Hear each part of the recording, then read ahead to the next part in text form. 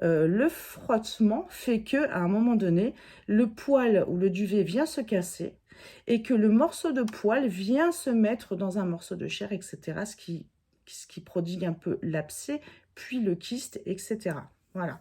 Donc là, c'est le côté vraiment purement médical. Donc le chirurgien m'explique que voilà, c'est en ambulatoire, je ressortirai après chez moi le jour même, et que par contre, il faudra des soins prodigués par une infirmière tout le long de la cicatrisation. Voilà, c'est avec des mèches, etc.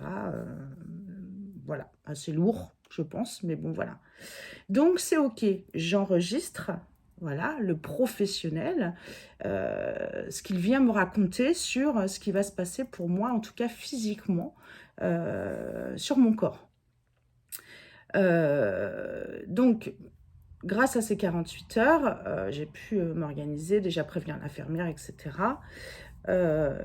Cependant, j'ai besoin de préparer mon corps à cette chirurgie. Voilà, donc il faut, alors pour ma part, c'est pouvoir visualiser un petit peu ce qui va se faire sur moi. Alors c'est que des ressentis, hein, parce que je ne suis pas chirurgienne, je ne sais pas exactement quelles sensations, etc. Mais j'en imagine quelque chose et du coup, j'essaie de préparer mon corps à ce qu'il va se faire sur lui. Voilà. J'ai parfaitement confiance en chirurgien, il n'y a pas de, y a pas de souci. Voilà. J'ai pu voir aussi l'anesthésiste. Alors, l'anesthésiste qui va vous mettre en garde sur, effectivement, voilà, il faut être à jeun de temps. Voilà. Alors, être à jeun, c'est boire, manger et aussi fumer. Je le précise parce que je fume. Et effectivement, ça fait partie aussi des prescriptions qu'il y a avant cette opération. Bon. Et puis, une autre chose, c'est que effectivement, on m'a demandé d'enlever donc mes ongles en gel pour contrôler ma saturation. Ok.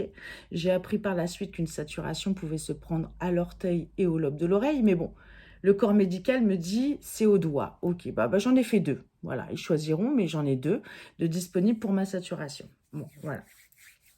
Ce que je voulais mettre en place, surtout pour moi, donc c'est le avant l'opération, donc pouvoir préparer mon état psychologique et physique à pouvoir articuler cette opération qui va avoir lieu sur moi. Et puis, surtout le après, forcément.